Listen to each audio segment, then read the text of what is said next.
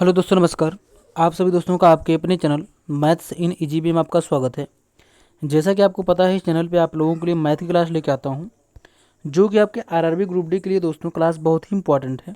और इसमें आज आपकी क्लास नंबर 6 है, जो कि आपकी क्लास रेगुलर चल रही है। आज इसमें आपकी 6वीं क्लास है।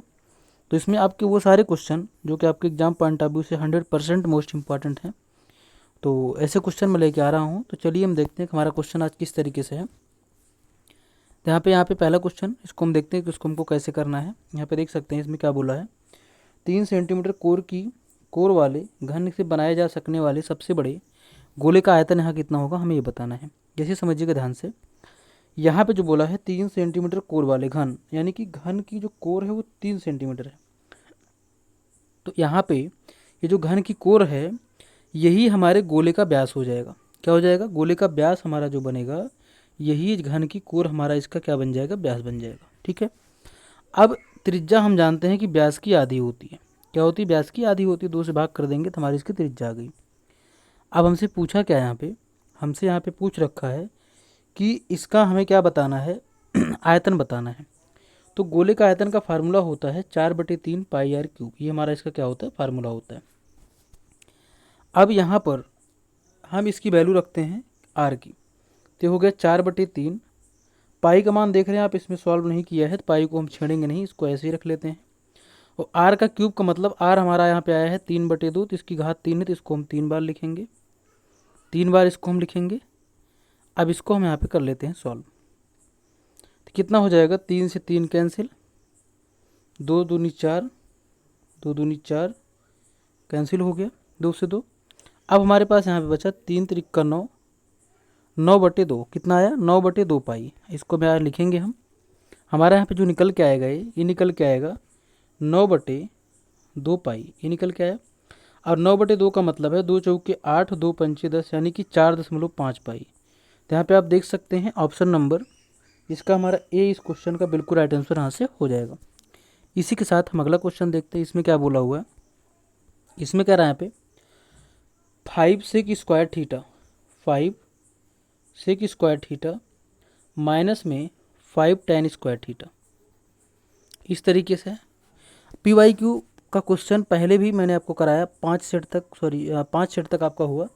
उसमें आपका इस टाइप का क्वेश्चन था, सेक स्क्वायर 50 डिग्री माइनस में tan स्क्वायर 50 डिग्री। इस तरीके से था। तो मैंने बताया था ये आपका क्या है? फार्मूला है। जब आपको यहाँ पे डिग्री सेम दिख जाए और यहाँ पे sec square theta minus tan square theta अगर आपको दिख रहा है, तो आपकी इसका ये फार्मूला होता है, इसकी वैल्यू हमेशा 1 होती है। ठीक है। तो यहाँ पे आपको क्या करना है, इसमें हम क्या करेंगे? 5 कॉमन कर देंगे। जब 5 कॉमन कर देंगे तो हो जाएगा sec square theta minus tan square theta. अब यहाँ पे इतने की वैल्यू हमारे पास हो गई 1 हो गई, 5 बाहर है, तो 5 1 5 हमारा इस क्वेश्चन का बिल्कुल राइट आंसर यहाँ से हो जाएगा। 5 1 5 इसका बिल्कुल राइट आंसर यहाँ से हो जाएगा। ऑप्शन नंबर बी इसका बिल्कुल राइट आंसर हो जाएगा। इसी के साथ हम आगे चलते हैं। अगला क्वेश्चन क्या है, इसको देखते हैं। इसमें कह रहा है यहाँ पे, एक थोक विक्रेता ने 15,000 रुपये का माल खरीदा और उसे एक खुदरा विक्रेता को 20% लाभ पर बेच दिया। फिर खुदरा विक्रेता ने ग्राहक को 25% लाभ पर बेच दिया। ग्राहकों के लिए अंतिम विक्रय मूल्य क्या है, ये हमें बताना है। सिंपल सा, कुछ नहीं करना इसमें। ये जो 15,000 लिखा है इसको आपको लिखना है। अब यहाँ पे क्या कह रहा है? 20% का लाभ लेता तो मतलब कि 120% लेगा, 120%। फिर इसके बाद आगे क्या करता है? आगे 25% का लाभ लेता है, मतलब कि 125% यहाँ ये लेगा, 125%। बस इसी को हमें यहाँ पे कर देना है सॉल्व।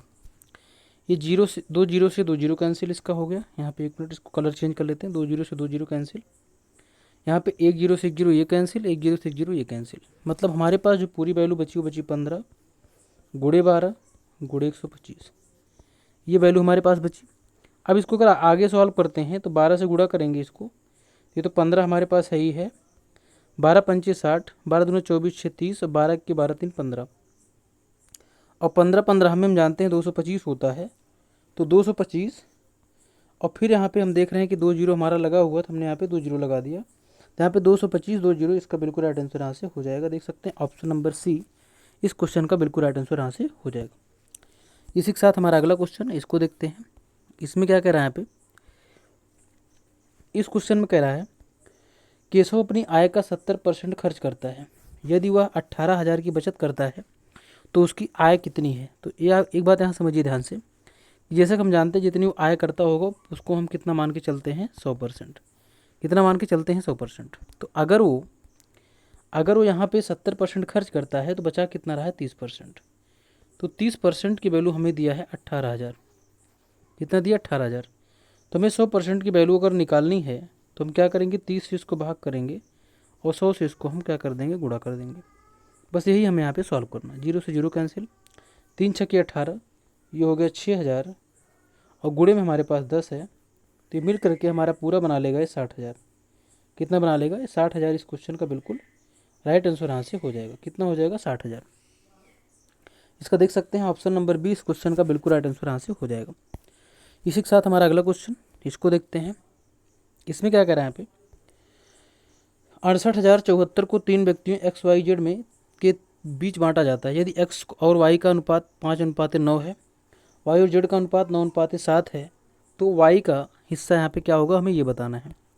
तो यहाँ पे हम देख रहे हैं कि हमारा जो है यहाँ पे एक्स और वाई का जो अनुपात हमारा निकल के आया यहाँ पे, इस वाली जो दिया गया है ये 5:9 दिया गया है, और वाई और जेड का अनुपात जो दिया गया है ये जो दिया गया है ये 9:7 दिया गया है। ठीक है, तो यहाँ पे हम भाग यहाँ देख सकते हैं वाई और वाई दोनों की वैल्यू यहाँ पे 9 है, तो हमें यहाँ पे कुछ करने की ज़रूरत ही नहीं है। हमें क्या करना है तीनों का हिस्सा मिला करके कितना है 6874।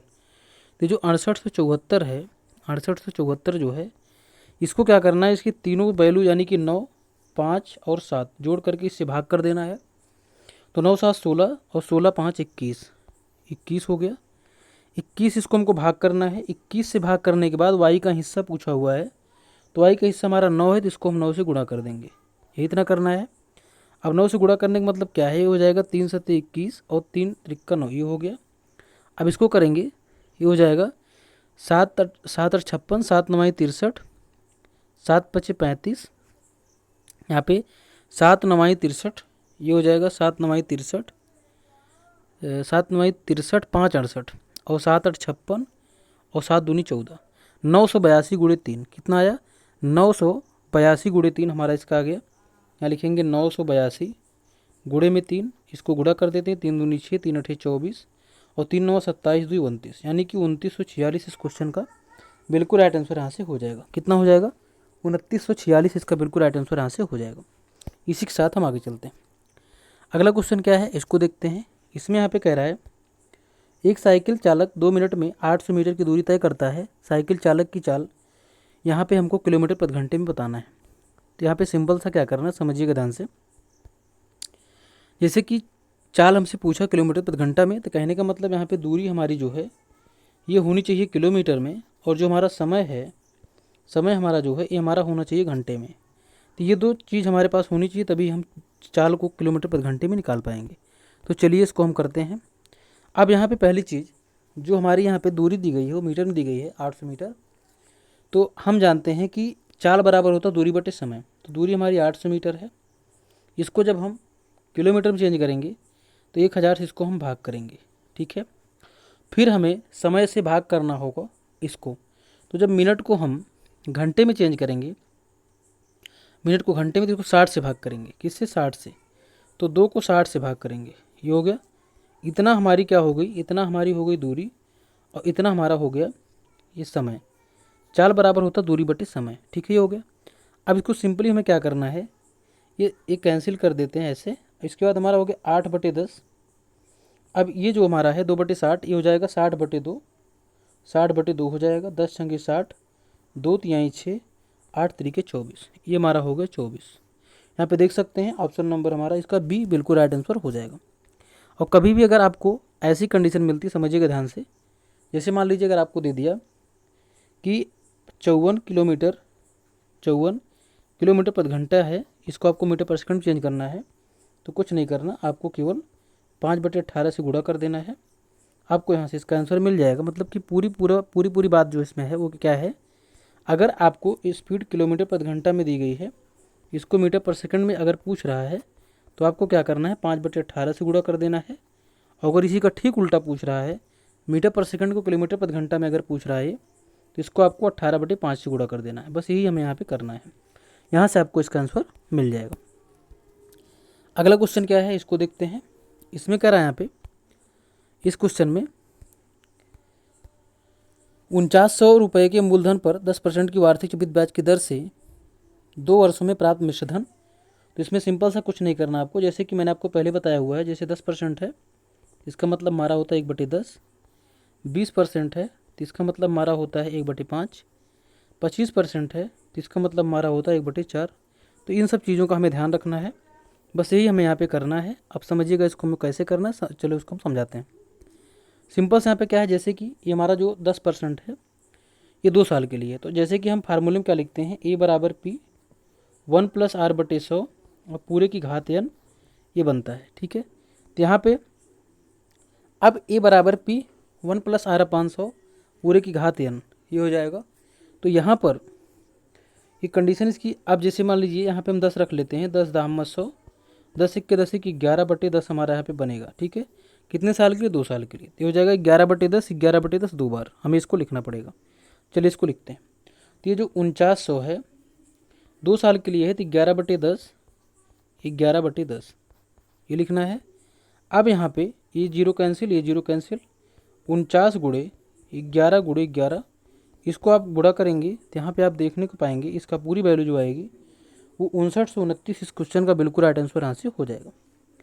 इसी के साथ हम आगे चलते हैं। अगला क्वेश्चन क्या है इसको देखते हैं। इसमें कह रहा है अपने घर से अपनी सामान्य चाल से 5/6 चाल से चलने पर लक्ष्य को अपने कार्यालय पहुँचने में 24 मिनट की देरी होती है।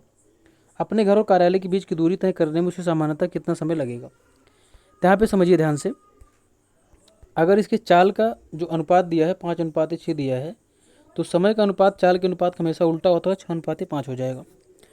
तो अब इन समय, पहली समय 6 दूसरी 5, तो दोनों के बीच का अंतर हम देख रहे हैं 1 के है, और ये अंतर हमें दिया है 24 के। कितने के, 24 के। ठीक है, तो हमसे क्या पूछा हुआ है कि अब सामान्यतः कितना समय लगेगा। तो सामान्यतः यहाँ समय की बात अगर करें हम, तो सामान्यतः समय इसका कितना है, यहाँ पर ये 5 था, सामान्यतः समय कितना है 5। तो 24 को अगर हम 5 से गुणा करते हैं तो 5 × 20, 5 दूनी 10, 2 12, 120 मिनट इस क्वेश्चन का बिल्कुल राइट आंसर यहाँ से हो जाएगा। कितना हो जाएगा, 120 मिनट। तो आज के लिए इतना ही।